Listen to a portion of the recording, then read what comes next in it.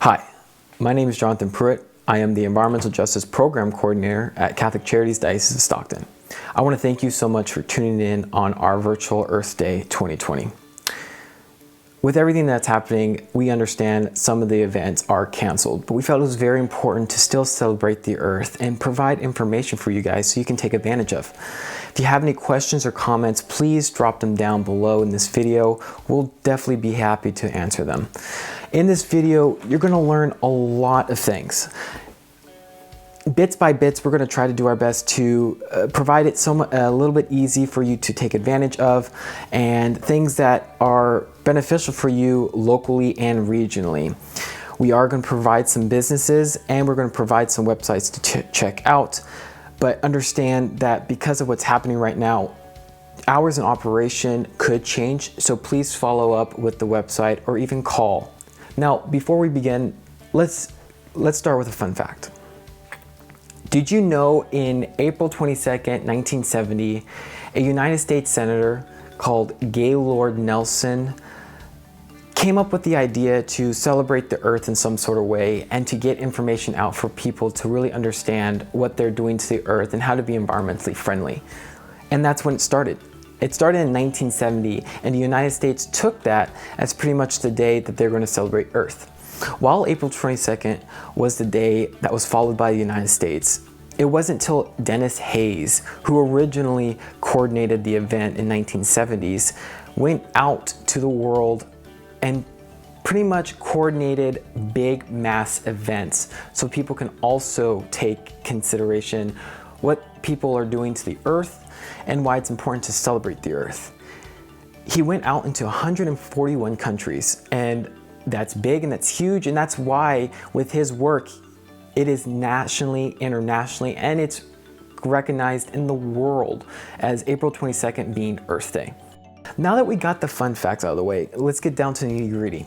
We're going to talk about recycling. We know what recycling is, but do we know exactly what goes into it? Recycling is it seems like it's an easy topic. The thing is, there are so many things that happen with recycling materials. Different information comes in and out, and different states and cities and counties, they all have different jurisdictions and what they consider as recycling and not recycling. So it's very important to follow up with your local government's website, your county's website, and so on. And also look at your waste, your garbage company's websites. Waste Management and Republic Services are typically the ones that provide those services in this area. So please check out their website. Like I said, we know what recycling is, but do we know what exactly goes into it? An example could be, say, your mattress. You have an old mattress and you're wanting to buy a new one. Well, what do you do with your old mattress? Well, did you know in California, and only in California, that if you have your retailer that is delivering your new mattress, they can offer to take your old mattress for free? It's very important people know that, because at times when you're delivered a mattress, sometimes retailers don't even ask, and they don't have to. It's up to the consumer to ask them, hey, can you please take my mattress? And they are legally obligated to do it. And this is only in California, the whole nation. And the reason why is because the extra money you pay, the consumer pays for that mattress, goes back into a nonprofit fund, which helps provide recycling resources for those mattresses. So say, for example, a part of that money that you pay overall for the mattress goes into a pot of money, which then provides that recycling capabilities for all those other mattresses so they can be something else. It's really innovative, it's smart, and unfortunately it's not taken advantage of from a lot of consumers because they just don't know about that. And unfortunately, because people don't know about these resources, it really puts a lot of problems with people trying to do illegal dumping, and we just don't want that. We don't want to reinforce that type of behavior because it really does put a harm on our environment. So the thing to do is recycle. Very, very important. Another thing you could do is look at Bye Bye Mattresses locations. By looking at these locations, you can go on buybymattress.com, and on that website you'll be able to check out which areas are deemed certified to be able to recycle these mattresses. Do note that mattresses must be in good condition. They cannot just be soiled, because of course it could be a health hazard. So please understand that the only mattresses you can recycle are at least in somewhat of a good condition. And do note that also there are a lot of people who are ordering these mattresses online. Unfortunately, those mattresses online, say for example like Nectar, those ones unfortunately cannot take your mattress for free. And the reason why is because they're solely only online. Whereas these retailers are strictly supposed to be working with the state of California and working to recycle those type of materials. Whereas these online mattress retailers, unfortunately, they don't have the same laws, as they don't have to follow the same laws. Other examples people get confused about is motor oil and other automotive fluids. Well, here's the thing. Automotive oil and other type of fluids, if you pretty much dump them into a container, because you want to refuel or change your oil, that container you put it in, it can be recycled, and you can send it over to your local Napa or AutoZone dealers. They are legally obligated to pick up your oils and recycle them for free. There are drop boxes, usually on the sides of the stores. Drop them off there, and they're definitely legally obligated, and they're willing to take them for you. There are so many other things and so much other information that people don't know about that needs to be recycled, such as e-waste. You know, there are some places right now, especially in San Joaquin County, that do take e-waste for free. There is a limit. Sometimes you can only do 2 at a time. Sometimes there are 5 things you could take at a time. Sometimes there are 9 things at a time. The thing that's really important is you really need to do your research and really look at the website, StocktonRecycles.com. That provides strictly all the information, not just in Stockton, but in San Joaquin County. In Stanislaus County, it is a little bit different. Please follow up with your city so you can get the information you need. But StocktonRecycles.com is a very, very vast website that provides a lot of information that you may need. And they have a little bubble on the top where you can type in, what are you asking for that needs to be recycled? This thing needs to be recycled, like wires or an Xbox controller. All that stuff is answered in that website, and it breaks it down to where the locations you could do it. It's a very good website. I really do recommend it. Next, let's talk potty talk. And by potty talk, I mean your toilet. Did you know that your toilet is only meant to take in human waste and toilet paper? Nothing else. People don't know that, and they think that they can, because there's not going to be any harm to it, that it's pretty much going to be out of sight, out of mind. The thing is, that harms you down the road, and it harms the consumer, and it might harm you monetarily. It might affect you based off your monthly bill. And we can pretty much think about it in this sort of way. Every home in a city goes and is pretty much overseen by a municipal utility company that a city pretty much takes over. They look over your sewers, and they're the ones that take care of the sewers. Well, every home that has a toilet is connected to their private line. Anything that goes into a toilet goes into their private line down into a system where all of the home's toilet systems are then connected to a public sewer. That public sewer goes into a system where it will then be filtered, and the discharge will be filtered, and then after a while the water will be clean enough to where it can go to the public waterways. That public waterways goes into the rivers, goes into public water, and it pretty much, the water that people see in the delta, or the water that people are seeing into where the fishes swim in, that is pretty much going to be sewer water, but sewer water that's pretty much taken care of. It's clean, it's treated.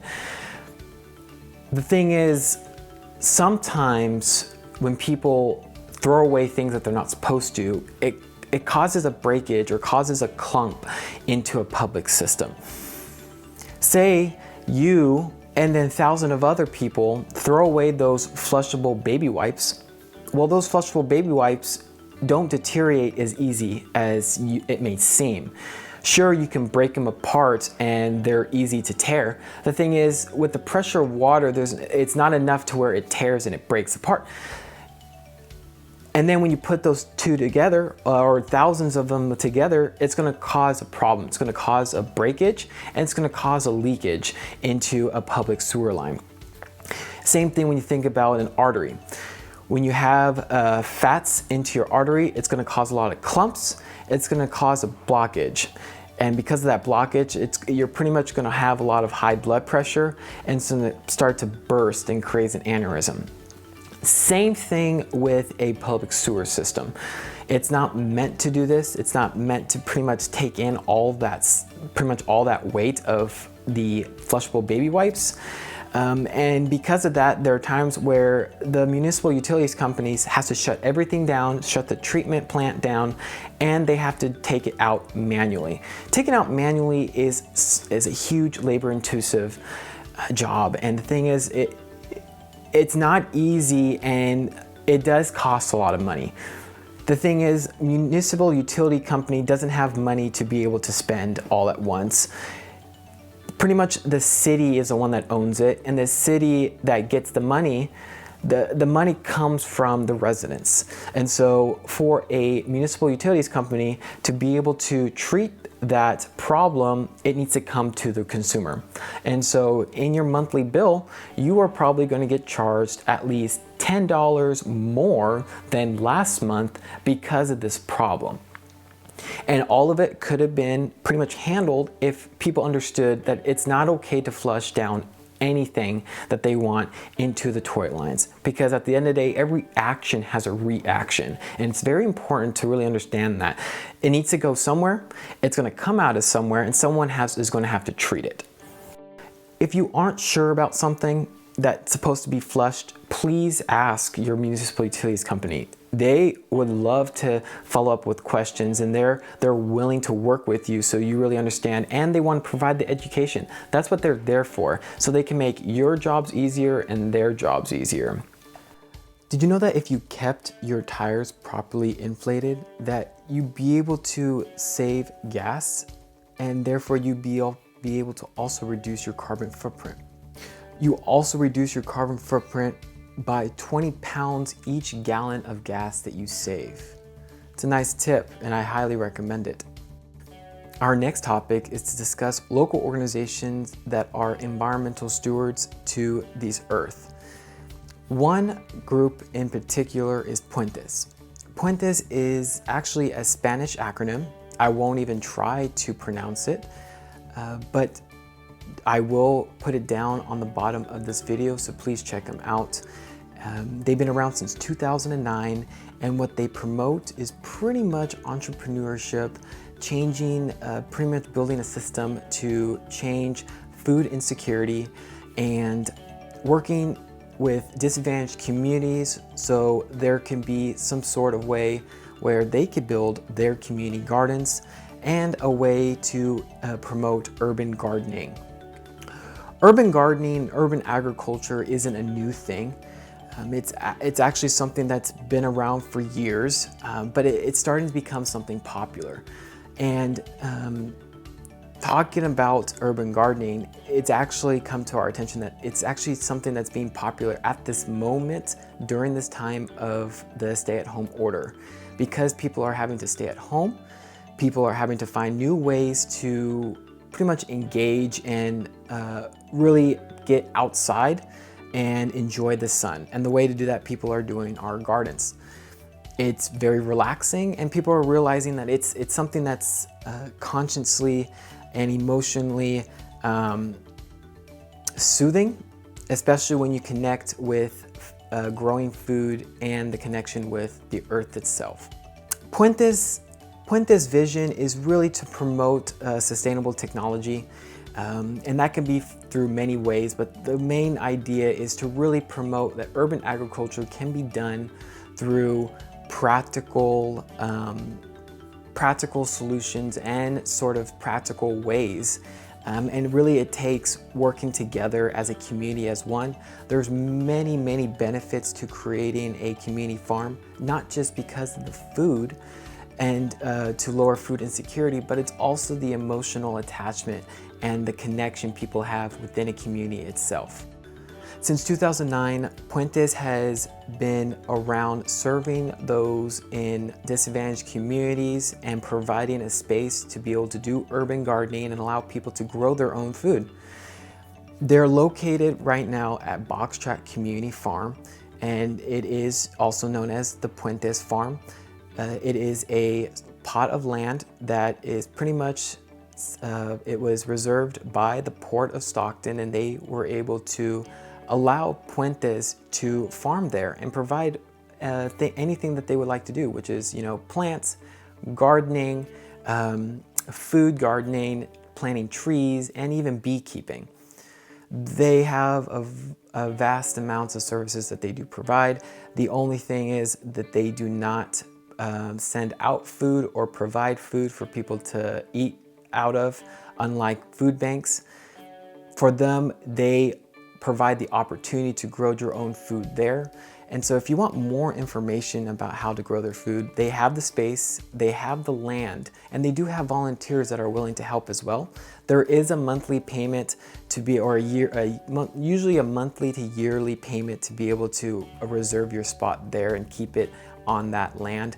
But it is pretty organized and it is pretty secure. But if you want more information, I will add the website down below. It is puentesca.org, or you can go to their Facebook. They're pretty active on it at facebook.com/puentesca/. And from there, you will be able to get the information that you need. Another local organization that's doing their absolute best being environmental stewards is Catholic Charities, Diocese of Stockton. Now, I know what you're thinking. I'm a little biased, yes, but there's a reason why. Catholic Charities has done a very good job with trying to introduce new programs as ways to really lower their carbon emissions. It's pretty amazing and really nice to really hear that all the coworkers, especially when we outreach to them, the coworkers were really open to bringing in a recycling program. They're more open to bring in, use less of paper in this case, or being able to put more of the meetings digitally.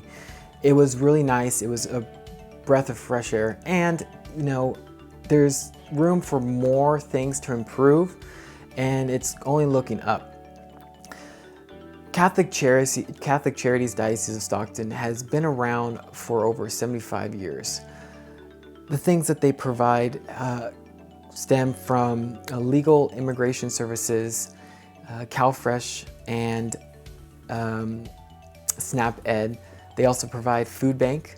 They provide veteran services. They provide so many, stemming all the way from Sonora to San Joaquin and to Stanislaus County.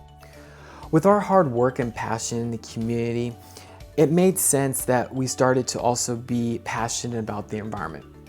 We wanted to be stewards to our community, so we need to be stewards to the environment as well. That started when I introduced a recycling program, which is provided by Cal Recycle. How the steps works was pretty simple. You email them or provide an application as part of Cal Recycle. Say you want to start a recycling program, and from there they will send you pretty much containers where you can put in your plastic and can bottles. Of course, I followed protocol. I asked everyone if they were willing to do a recycling program, and they said yes. And within 2 days, when I sent the application, they sent me 5 containers, and we spread them all throughout the office. It's done pretty much a phenomenal job with trying to get people engaged on environmental stuff. People are more green, people are more conscious about what they're throwing away, and now people really understand what goes into recycling and what doesn't. Once we were able to work in the office again, a program that we probably want to start is a battery recycling program. People don't realize, but batteries aren't supposed to be put in the trash. So then where are they supposed to go? Well, they're supposed to be recycled. But yet, where exactly can we recycle them? Because we can't just recycle them in the recycling bins. They have to be put in proper disposable containers. And that, of course, costs a lot. Unfortunately, they're online. If you want to pretty much get a delivered container that does batteries and send them back, it's gonna at least cost you $70 just to get a small package to put your batteries in. And we're talking about, a main office that holds over, 25 to 50 people. That thing's gonna fill up pretty quickly. So in this way, what we're gonna do is we're gonna provide a battery recycling program where we dump it in one container, and then once a month, we'll send it over to Best Buy, or we could send it over to Target, which actually have battery recycling containers for us. It's really nice, it's efficient, and it's affordable, and we're doing good for the environment, which is really nice. If you want to learn more about Catholic Charities and the work that they're doing, definitely check out their website. We provide a lot of services, and if you have any questions about it, you'll definitely get them answered at the website. The website is ccstockton.org, and from there you'll get a lot of tips and a lot of up-to-date information, especially during this time of COVID-19. I mentioned environmental stewardship. It's a pretty big buzzword that's happening today. But what does it really mean? Environmental stewardship is pretty much anyone who utilizes the practice of, conservation and sustainability. And usually anyone can be an environmental steward. But pretty much what we describe as environmental stewardship really involves businesses taking pretty much the reins in being environmental champions and going green. With the huge environmental movement, businesses are starting to catch on. They're starting to realize that pretty much to appeal to the consumers, it really takes being green and going for more sustainable products and delivery services. Unfortunately, it's not that easy for local businesses. Local businesses don't have the ability to all of a sudden just switch and go become sustainable and go green. It costs money. It takes a lot of time and money. And the thing is, there really isn't a lot of support for local businesses, unlike where these big corporations that are easily able to change their systems within a month or so. But there is a silver lining in this point. There are groups, or there are sort of organizations that help deliver some of these, the support nexus to be able to get this stuff going for local businesses to be green. And those are Chamber of Commerce's. Chamber of Commerce are made to provide a lot of the potential for local businesses to go green. The idea for these go greens are to really save money. And this is why Chamber of Commerce have been able to create these things called the green teams. An example would be the Stockton Chamber of Commerce. They've done a very good job with building a San Joaquin County green team Green Team San Joaquin that involves weekly meetings or monthly meetings and learning from other businesses best practices to be green. The idea is to provide pretty much sustainable measures, sustainable sort of practices, and then from there, that will then be cycled back into the local economy. Because local businesses do not have to waste a lot of money on things, that money will then be able to come back into the business, and of course it will increase the economy in the region.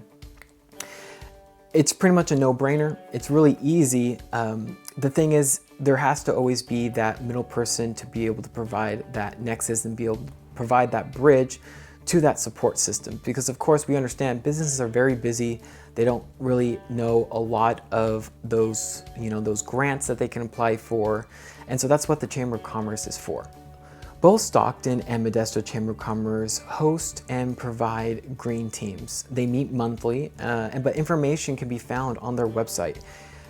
For Stockton's, you could check out www.greenteamsanjoaquin.com, or you could check out Modesto's green team, Stanislaus Green Team at modchamber.com.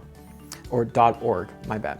To top it off, the Stockton Chamber of Commerce has done a very good job building a mass network for the entire valley. And they call it the Valley Green Team. That's not just, Stanislaus County and San Joaquin County, but it goes all the way down to Merced and even Fresno County. All of these groups meet together each month. They talk about ways that they can learn to be green. And the idea is to do pretty much best practices that they can take and spread the word throughout the region.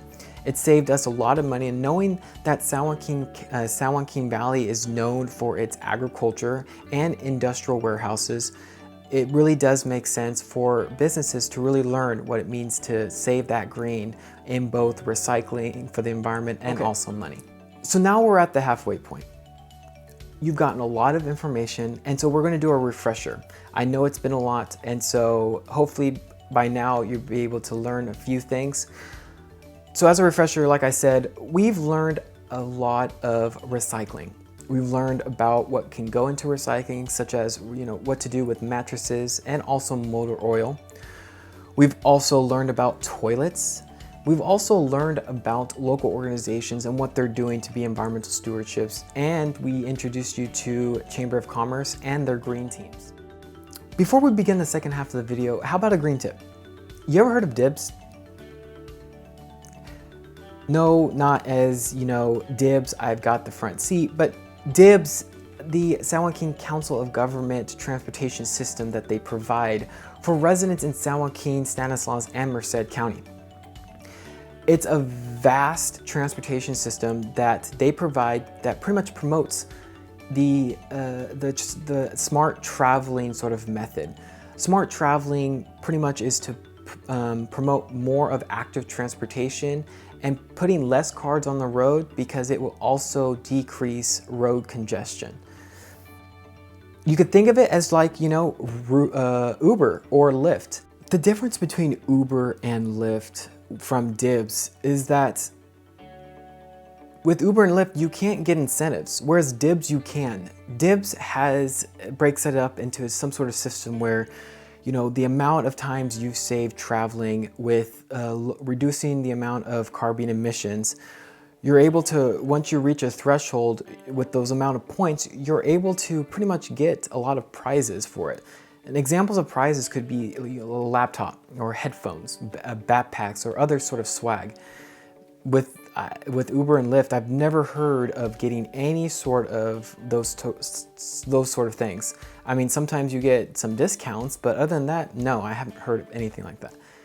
Another good thing about dibs is that it's locally owned and operated. They hire local people, and they are also local, and so they would of course know the area as much as Uber and Lyft. And also you're going to get a lot more attention, and you have a person to be able to outreach to if you have any questions about dibs. Whereas Uber, of course, it's a corporation. You have, unfortunately, a lot of red tape to get to be able to contact someone for a specific question. So with dibs, you're gonna get that personal connection to it. And that's why it's so much better. And if you want more information about this, check out their website at dibsmyway.com. Speaking about improving our air quality and lowering our carbon emissions, there's an organization that's promoting just that in our region in the Central Valley. They're called the San Joaquin Valley Air Pollution Control District, or in short, the Valley Air District. The Valley Air District is considered a public health agency, and what they do is they provide a lot of programs, a lot of pretty much systematic measures and work in terms of outreach for the community of the San Joaquin Valley. They do vast amounts of things just so they're on top of the air quality in the area. You could definitely check out their website for more information, but if you ever want to have questions about air quality, they are your guys. The Valley Air District's whole mission is to improve the life and the health of Valley residents. And they do that by, efficient and effective sort of approaches and strategies. And those strategies are so multifaceted, but an example would be, their outreach. They do their best to provide lots of outreach to the community for Spanish and English. They like to do a lot of outreach through the radio and also through TV stations. What's really nice is that they live here and they understand their communities themselves, and so they're going to do their best to pretty much represent the community in, as way as the residents would like them to be represented. Right now, the Valley Air District is doing a lot to pretty much improve the air quality in the valley. Because the valley is known as having the worst air quality in the nation, they have a lot of work for them, put up for them. And so it really takes a lot of all hands on deck for the Valley Air District to pretty much stay on top of this sort of thing, and they're the people for the job. The Valley Air District provides a lot of great rebate programs. An example, say you want to replace pretty much your old diesel or gas powered mower, and you want to replace it with an electric.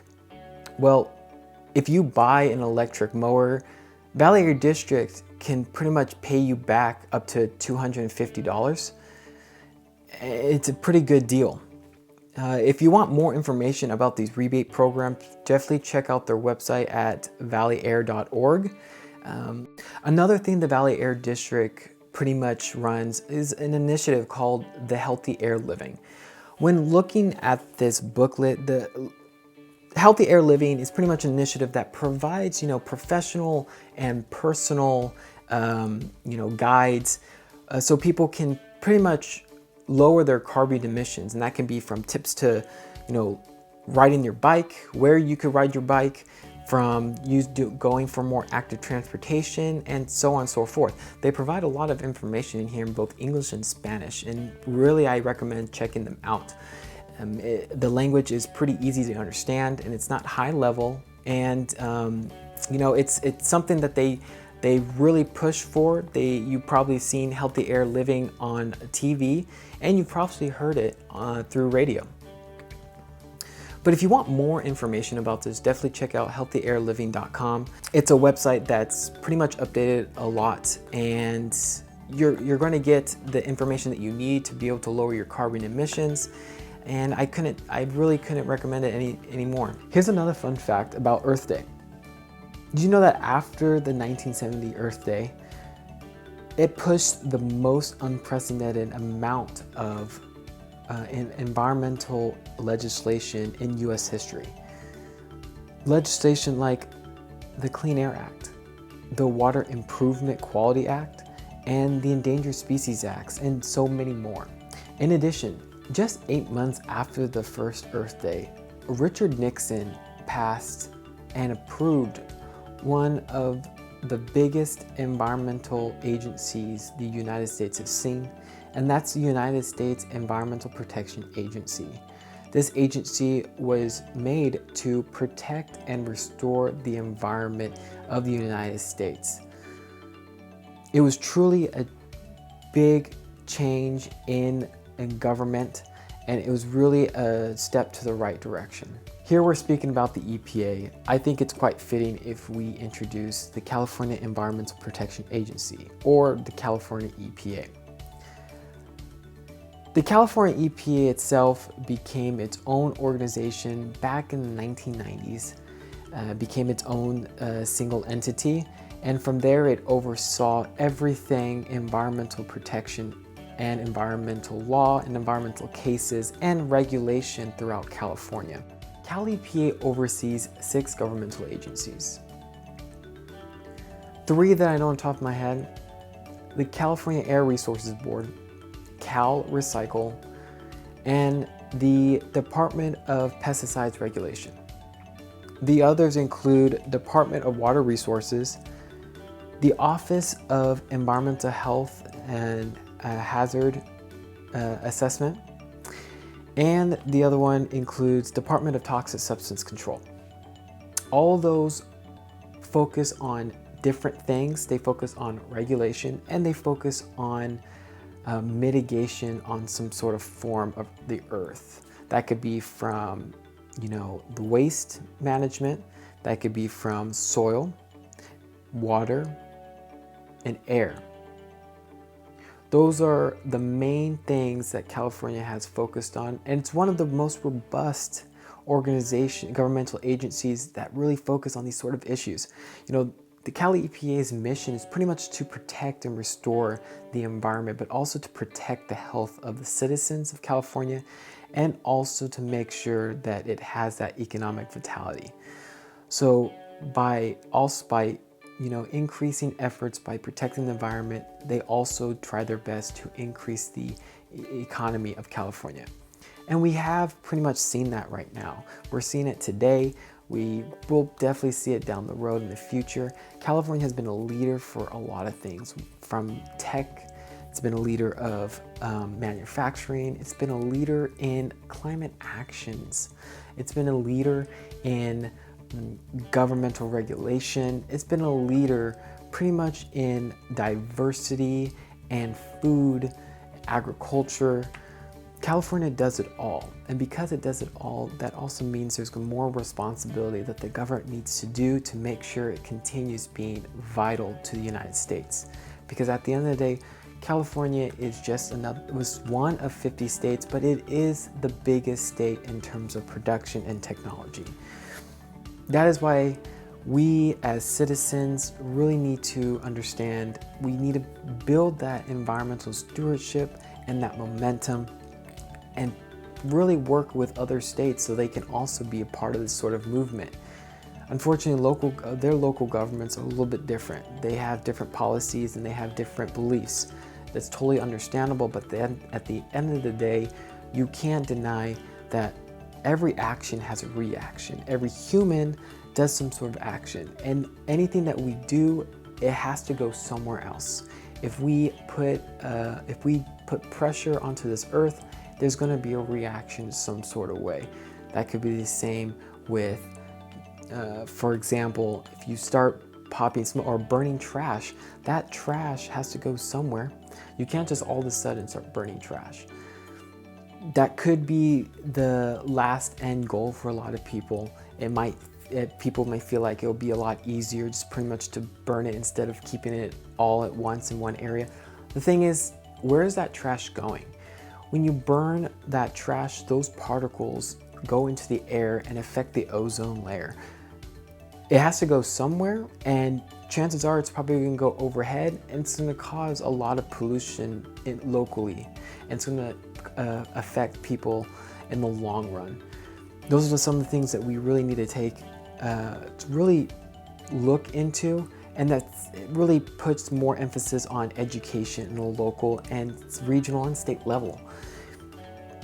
There needs to be a lot of help from the state. The state needs to do their best to provide that education, and they also need to provide a lot of funding for local education with environmental stewardship. With all these agencies that are part of the Cali EPA, I want to tell you that they do phenomenal work.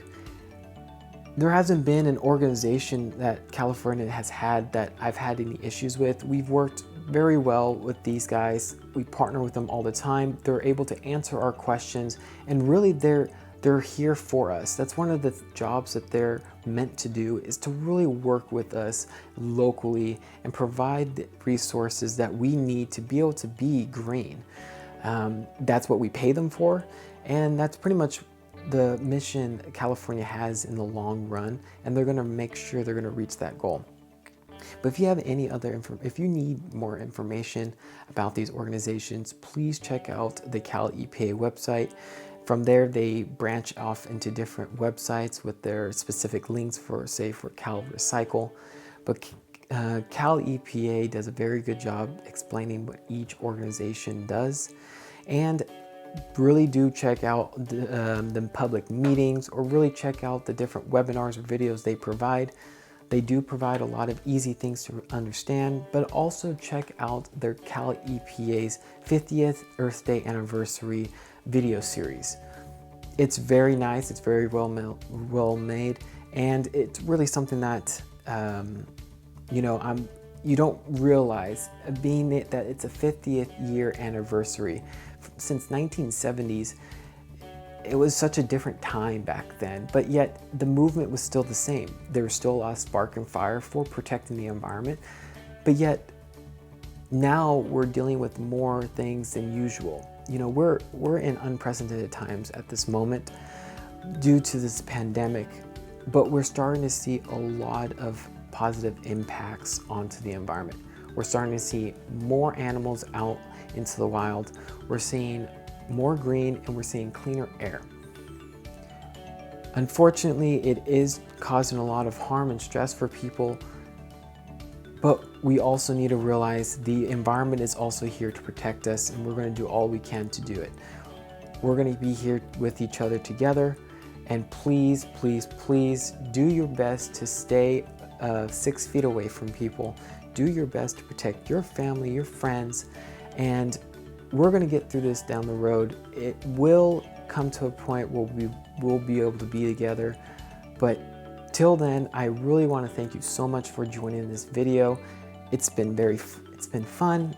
Honestly, it has been a long day, but it's worth it. Honestly, you guys really are those that I really like to speak to.